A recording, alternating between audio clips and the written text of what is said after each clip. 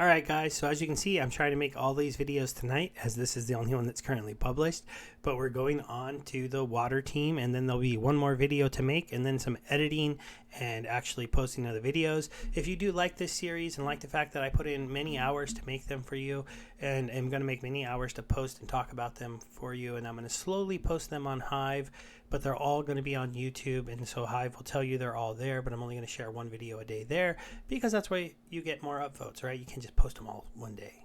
That won't do too well. I won't be doing any giveaways on these. These are really just for education, for anybody that wants to learn about the cards, kind of learn about some of the combos you might be able to use on them, and be a little bit more prepared for what's coming in this game. The game is changing a lot. Some of these combos I'm seeing in my head are just like pretty wild. Let's get my face off of here and let's go ahead and get into talking about the new water cards. So we'll talk about the summoner first. So +1 speed, +1 armor.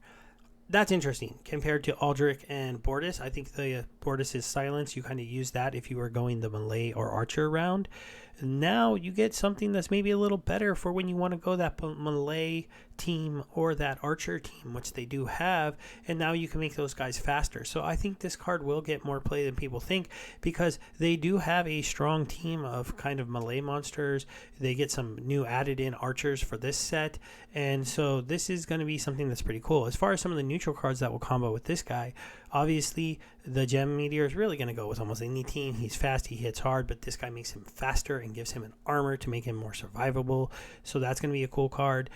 Same thing with this one. You got a fast archer, so all the archers I think combo with this guy pretty well. The opportunity triage repair with a summoner that gives armor, that makes sense to me. So yeah, I see that card being used a lot. I don't know about the other ones as much. Since she has an armor, I mean, you stack on top of this armor, but I don't know. They've got some pretty cool cards over here. One of the, so we'll start at the top and we'll go through it. Interesting. Their chicken doesn't do anything, doesn't have like a thorns or anything like that, but it has 2 armor. So that's kind of an interesting thing. So this one can be a little tinky armory guy in a certain position. I don't know. I think, would you rather have a Void or a Thorns or, I don't know, something over here? Maybe. But we'll have to see if the armor is more usable. They get a nice, just solid 4 attack for 4 hitter. This kind of reminds me of the Peacekeeper on the Life team.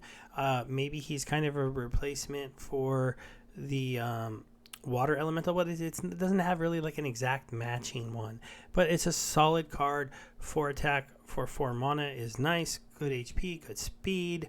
And with the new summoner, kind of works because he'll be even faster and have an armor. So that one's pretty solid. This one here, it's kind of interesting. He's kind of, I think, a replacement for the Spineback Turtle, where you don't get thorns anymore, but you get the same HP, like kind of armor, same armor-ish level, same HP-ish level, with a little more damage, same speed, but 1 less cost. So that's kind of interesting. He'll just be a comparable card. So you can probably see him used about as much as the turtle, and the turtle doesn't really get used except for in the lower mana matches. Flying Squid is something new for the team. They don't have a really good ranged monster. You have the Wave Runner, but if you compare the Wave Runner to the Squid, I kind of feel like the Squid is better with that 7 speed. I guess they're a little comparable because they both do 3 damage. But, overall, this is kind of something a little bit new. He has Blind. Obviously, Squids have their Ink. And he has Backfire. So that's kind of an interesting thing. You put him in that second position. He's going to be attacking behind this chicken. And then when he gets to the front row, if certain people miss him, he's going to take damage back. So that's something that's kind of cool. With 7 speed, if you do a little bit of speed boosting on the team or slowing the other team, there's a good chance that he's going to see some misses, especially with Blind. So, that's one of those things where Cleanse is going to be really important to fight against this Squid so that you're not blind. The Deep Lurker is a interesting card. He's kind of got a new opportunity monster. Demoralize and Poison on an opportunity monster. Pretty good speed, hits pretty hard. That's a really nice card. It definitely pairs well with the new summoner, and it also will pair along with the Feasting Seaweed from the Untamed set. So we are seeing in the Untamed set and then the modern format, you're getting some water teams that are going to be much more focused about melee monsters, it looks like, and possibly archers than mages. And that's something that's kind of interesting to see them switch this team to. Not that they didn't get a couple mages in the set, but, as we go on here to Ulric Merriman, you got a Divine Shield a card that only costs 3, has 7 life, does 2 damage, and silences the other team. Definitely going to be a card that you sometimes just plop on the board. Obviously, if you're playing cards like this and this one, magic is going to be a bit of an issue. So now you silence them. Magic is a little bit less of an issue because magic doesn't miss this guy because he doesn't have phase. Magic would miss this guy. Magic would be very bad for this guy because he has the armor. So you don't want them to just die with all that armor still on him. So and the same thing here for your chicken. So this card's definitely going to be a good one for this team. Obviously, with the new summoner, any card with repair and heal is really cool, and this is a tank heal. So here's your new healer. This is replacing the Crustacean King, obviously, because you got your heal, you got your repair, and you got your strengthen, which maybe isn't as good as heal and protect, but no damage. So you lose that damage, but you strengthen. But sometimes, did you really want your Crustacean King even trying to attack? Right? No. And the 4 speed might be better than the 1 speed. Sometimes your guy just died before the Crustacean King healed. I like that it's 4 and not like 6. And their team does have a lot of people who are fast. So it won't be super early on the turn. Maybe sometimes it will be. Sometimes this card might get its turn before you really get to heal or repair anything if you're going against a really slow team. But then you have such a big advantage, it might not be that big of a deal. All right, the Demo Shark is kind of an interesting card. It maybe is I don't even know. It's kind of like a replacement for the sea monster, but a completely different card. Right, same cost, melee attackers, but you got 4 damage with 4 speed, 6 armor, 10 health, so much more survivable than this guy. But if he had a heal, he's going to rely on this card to heal him and to repair him. These two combo together very well, though. Give him an additional HP, and then when you have a trample and a retaliate and a 4 speed, but a lot of armor so you can take a hit, you see him softening people up to then go ahead and trample right through them. So that's pretty cool. We have the first mage of the team doesn't come in till here, and this mage is kind of interesting. You got a cleanse, you got a swiftness, and you have an amplify. So definitely you can put this on the board even with the new summoner, just because you want to have a cleanser on your team. It's going to stack an additional speed with the speed that the summoner already does, making the team really fast, and then it's going to have an amplify. So the amplify will come into place here with the flying squid when he does his backfires. So it is definitely something that's going to be pretty usable. Here's a card that might just end up being used with Ulric in the master one. 9 cost, 5 magic. On the magic increase teams, that's going to be 6 magic with 3 speed, 11 HP.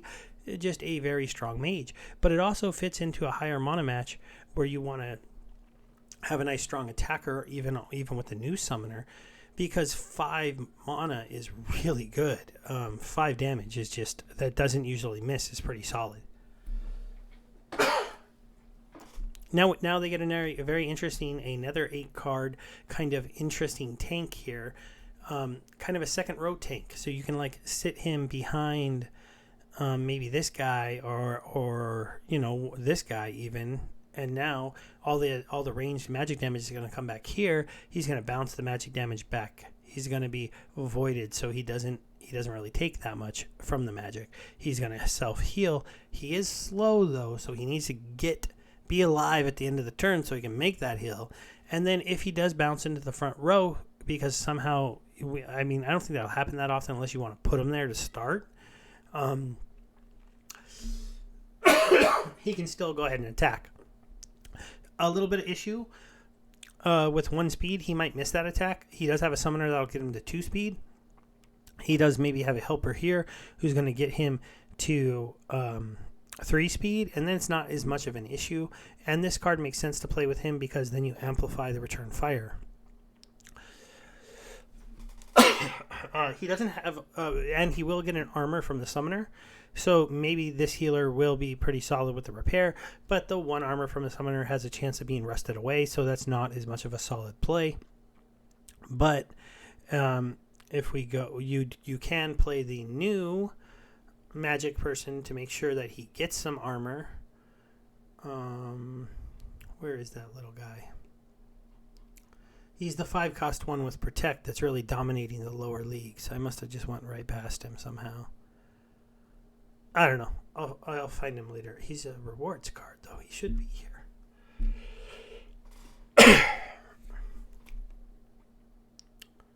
Slowly. slowly. I don't know. I'm going crazy. Oh, there he is. I went past him. You guys are all laughing at me. With the Wavesmith. So you can play him with the Wavesmith, and now with the new Summoner, for sure, he should have some armor left to go with the new Healer who has Repair. We get a 2-cost card with a stun, and an arranged monster that'll end up being 3 speed and has a stun. So this card is very important. We do know that stuns are very important to counter a lot of cards later in the game. He'll be a little bit slow, but again, can be played with some of the speed up cards. You do want to stun early in turns, though sometimes stunning late in turn isn't that bad either, because then the monster doesn't get to attack the next turn. The new 7-cost Mage gives this team something it didn't have before, and it's like an Angel of Light with attack, right? It has a Dispelling Magic attacker with Resurrect and Inspire. Very, very interesting to see them getting an Inspire team. Their 0-cost legendary has Headwinds, so that's an interesting one to have, because you can now battle against the ranged monsters on like a Bortus deck, and now you're taking away ranged and you're taking away magic damage for cards that cost you, just your summoner and 0 cost. So that's a fun card to have on the team. Also, they do have some shielded tanks, I believe. Didn't somebody have a shield? Or am I blind? No, they don't have a shielded tank, at least not from the start. So, Lobsterdamus has a shield. So that would maybe make some Lobsterdamus snipers not be able to hit so hard. So that would be pretty cool.